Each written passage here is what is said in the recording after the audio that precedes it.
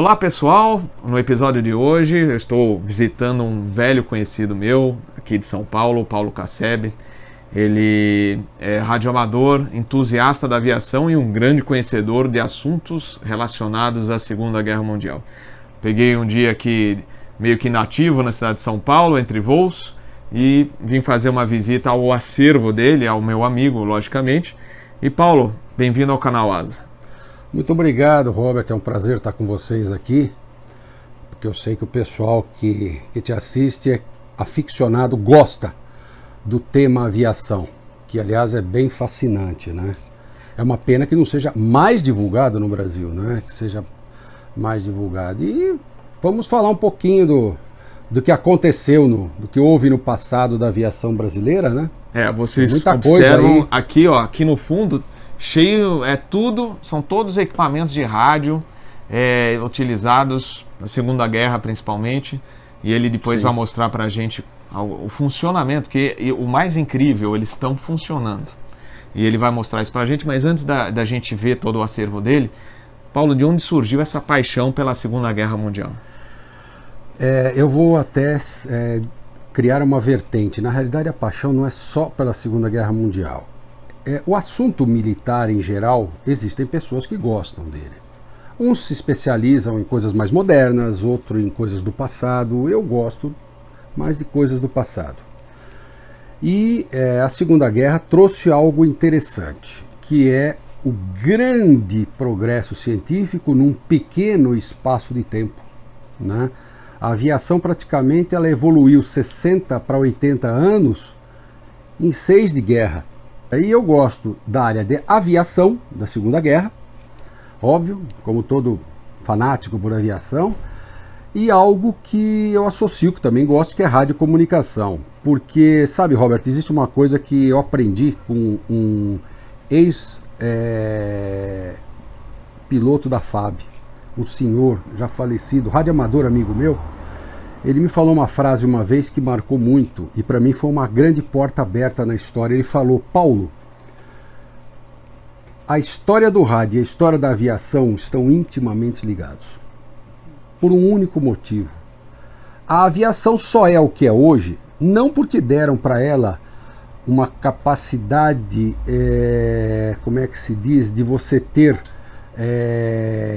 condições de voos longos, pura e simplesmente uma tecnologia para construir avião. Mas ela só chegou onde chegou porque existiu a radiocomunicação. Porque chegou um momento em que a aviação, por mais evoluída que fosse, ela ia chegar num ponto em que ela não tinha como, por exemplo, fazer voos seguros noturnos, voos durante tempestades, um voo cego, uma situação qualquer.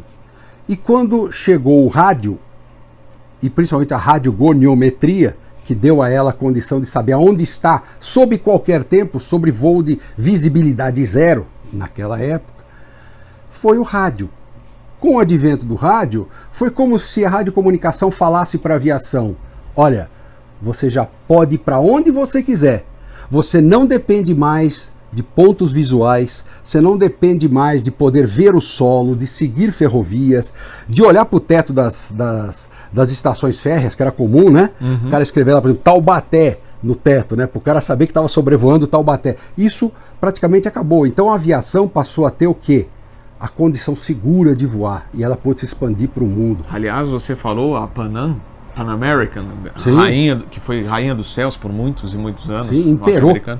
Ela que criou a torre de controle, o sistema de navegação, VOR, ILS, etc. Foi criação da Pan Am para os voos, atendeu os voos deles e depois se propagou no mundo inteiro. E hoje nós utilizamos sistemas que foi a Pan Am que criou. Sim, então, voltando à sua pergunta, né, por que eu gosto disso? Porque eu gosto da aviação e gosto do rádio. Eu acho que as duas coisas se complementam, a história das duas tem a ver, né? E aí é lógico, aí veio aquela nostalgia dos anos 40, né, que a gente acaba gostando. Não estou confessando aqui que eu estou velho, estou confessando que eu gosto dos anos 40, tá bom? Mas que é algo bacana e que vocês vão ver aí alguns equipamentos de época, algumas coisas que nos remetem a uma época, uma era em que o pioneiro imperava, ou seja, você não tinha o GPS, você não tinha nada disso e tinha que acreditar na técnica. Porque quando o Brasil entrou na Segunda Guerra, uma das grandes coisas que os americanos nos ensinaram, que nós sabíamos, mas de forma muito primitiva, mas eles colocaram de forma clara, foi a chamada aviação por rádio. E assim a aviação, principalmente a Força Aérea Brasileira, começava a largar a chamada aviação de arco e flecha.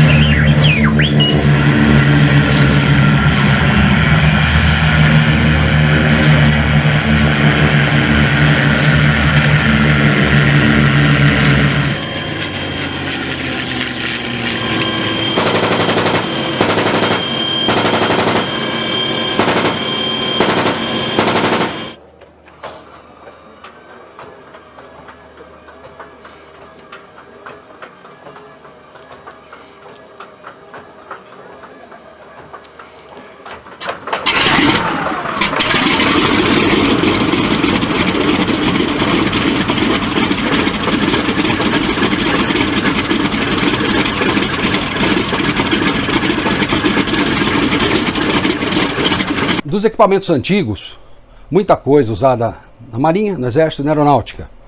Nós temos, por exemplo, esse HRO-5, é um receptor que foi usado durante a Segunda Guerra Mundial, em estações de terra de aeronaves, inclusive estações contra espionagem, de escuta, principalmente de rádio escuta. É um rádio interessante, porque ele funcionava com gavetas de frequências, né? Então cada gaveta era uma gama de frequência. Você vê aqui em cima, você tem outras gavetas, que são, cada gaveta tem uma gama, por exemplo, de 7 MHz até 9, aí ele tinha uma cobertura muito grande. Aqui embaixo é um equipamento interessante, porque é um transmissor Lorentz, usado em submarino alemão durante a Segunda Guerra Mundial, o receptor equivalente para ele, né? Esse equipamento inclusive está funcionando. Eu às vezes adentro em telegrafia com ele, o pessoal não acredita que está manipulando telegrafia com o equipamento da Segunda Guerra, né? Aqui algumas outras novidades. Um receptor usado pelo Exército Brasileiro nos anos 70, 80. Este aqui já é um rádio receptor dos tempos da Segunda Guerra, mas foi usado no Brasil até os anos 70 pela FAB no Serviço de Rotas Aéreas, da Receptor. Um transmissor e receptor do Exército Brasileiro dos anos 70 e um transmissor e receptor FAB da mesma época. Esses não estão em funcionamento, esses dois. Aqui é algo mais interessante, que seria o equipamento, a estação básica. Ela poderia sofrer modificações. O básico de um avião Catalina é esta estação que nós estamos vendo aqui, não é? Deixa eu colocar isso aqui em cima. Este é um transmissor Bendix, tipo ATD, de HF, que durante a Segunda Guerra foi muito usado nos aviões navais americanos e nos Catalinas aqui da Força Aérea Brasileira.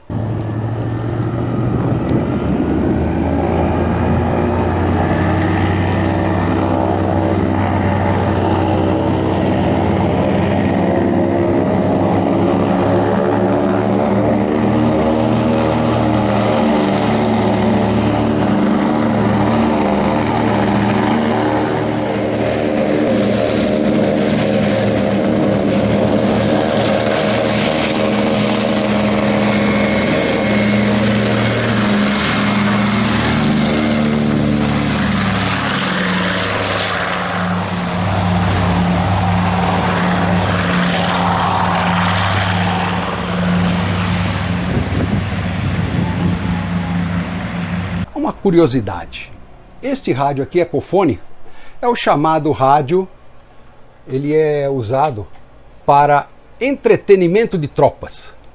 Então lá na Europa a tropa queria ouvir Estados Unidos, né, uma rádio americana para se lembrar da terra natal, era distribuído às tropas esse tipo de rádio, um Ecofone.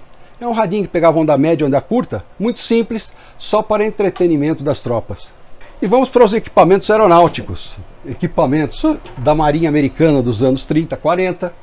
O famoso receptor BC-348, que depois nós vamos ver lá em outra estação, né? Sistemas de rádio farol, tanto o Bendix como o GE normal.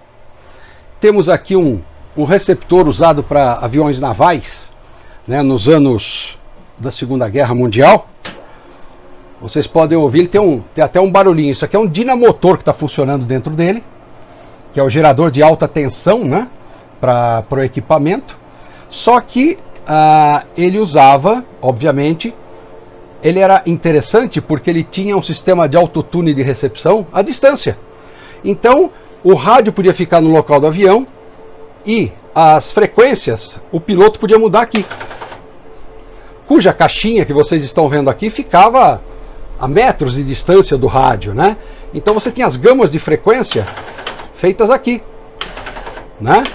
A recepção, os tipos de recepção, era o que hoje nós chamaríamos de entre aspas, um rádio digitalizado, que não é digitalizado, é mecânico nas suas frequências, né? Vamos em frente aqui. Para muito que gosta, pessoal que gosta de rádio escuta, isso aqui é um radiogônio. Esse é o aro de gônio. Depois nós vamos mostrar funcionando para vocês. Em que, por meio deste aro de gônio, ele sabe a direção da estação.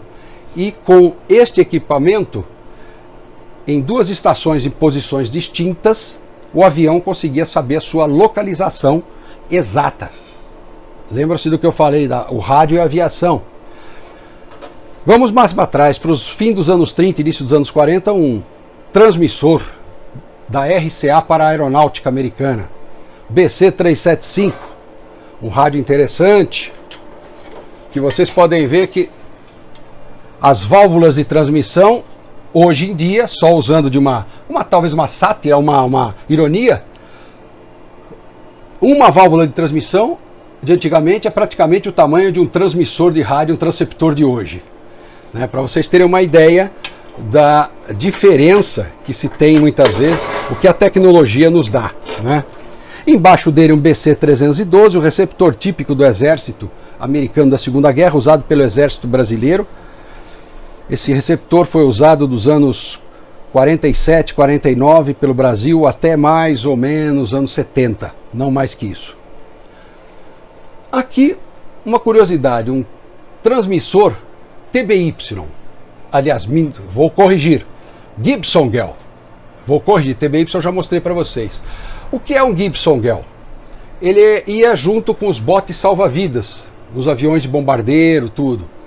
Então ele tem este formato. Por quê? Porque este formato é para ficar no meio das pernas, comprimido nas pernas do náufrago, e ele coloca em cima dele, podemos mostrar isso depois, uma manivela em que ele fica manipulando e transmitindo SOS. Aí alguém vai perguntar, mas e a antena? A antena dele ficava aqui dentro, enrolada. Uma anteninha, um fio, um fio muito fino de cobre, e você podia ter uma pipa daquelas quadradas, que ela era empinada com a antena. Ou um balão, que temos aqui, o invólucro dele ainda lacrado, nunca foi usado, em que aqui dentro você abre esta lata, ele tem um balão, que você quando coloca em contato uma peça dele, ele infla de gás. E você usa ele como antena também. Esse equipamento foi primordial durante a Segunda Guerra. Ele pertenceu à Força Aérea Brasileira no passado.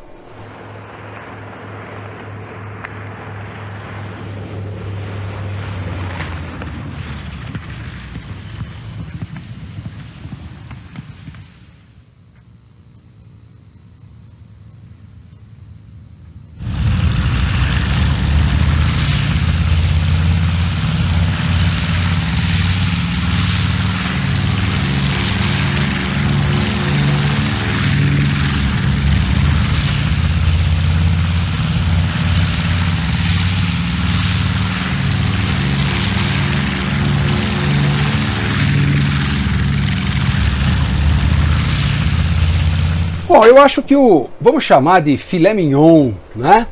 Seria essa estação que vocês estão vendo aqui, que foi usado em aviões da FAB, em B-25 e C-47, e também foi equipamento padrão durante a guerra das B-29 americanas e das B-17, muitas usaram estes equipamentos aqui, que são os receptores de emergência, série comando, de HF, cada receptor com uma gama de frequência diferente, os transmissores emergenciais, que seriam de gamas diferentes, o transmissor oficial, o famoso Collins ART13, que depois nós vamos botar para funcionar para vocês, e o BC348, o receptor padrão, não é? Que está funcionando, né?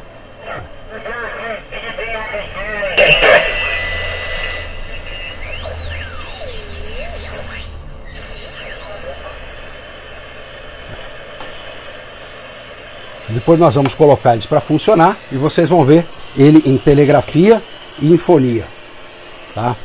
Uma coisa interessante, muita gente pergunta sobre isso, o gorro de voo. Esse é um gorro de voo tipo A11, que era usado pelos pilotos na Segunda Guerra Mundial, pilotos brasileiros e americanos, é padrão americano. É o gorro de couro, existia outro de lona. Esse era muito usado no inverno, eles gostavam dele. Qual a vantagem disso? Para mim, particularmente, que gosta de telegrafia, você coloca esse gorro, você fica totalmente vedado do som externo. Então, no avião era para vedar você do barulho do motor, né? Para os apreciadores modernos, vou usar ironia, hein? Apreciadores modernos de coisas antigas. Isto aqui serve para você vedar totalmente o ruído externo e você vai pegar o sinal telegráfico bem lá no fundo. Agora, pessoal, uma raridade. Em 1939, a fábrica de material de telecomunicações do Exército, na época, né, tinha até outro nome, ela projetou e fabricou esse transmissor para a aviação militar do Exército em 1939, AV-40. Foi o primeiro rádio para a aviação militar projetado no Brasil. Foi este aqui, para uma estação de terra. Transmitia em HF. E vamos pular para algo, terminar com uma chave de ouro. Apresento aos senhores, não é uma geladeira. Isto é um rádio beacon, fabricado pela Pan American Airways. Estou falando da Pan American, que o Robert se referiu na primeira vez. Linhas aéreas. Fabricou para o exército americano durante a Segunda Guerra beacons para direcionar aeronaves, né? Esses beacons, muitos deles ficavam no Rio de Janeiro. Este aqui é um desses beacons, né? Logicamente não funciona mais hoje.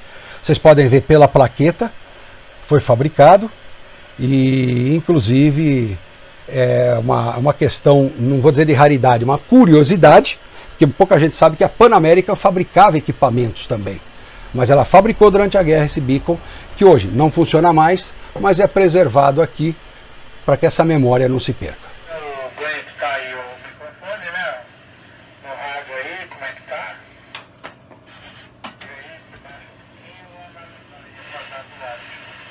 Pode ser microfone, pode ser também o fato de estar modulando aí um pouquinho a frequência, que é uma coisa aí que muitos transmissores de AM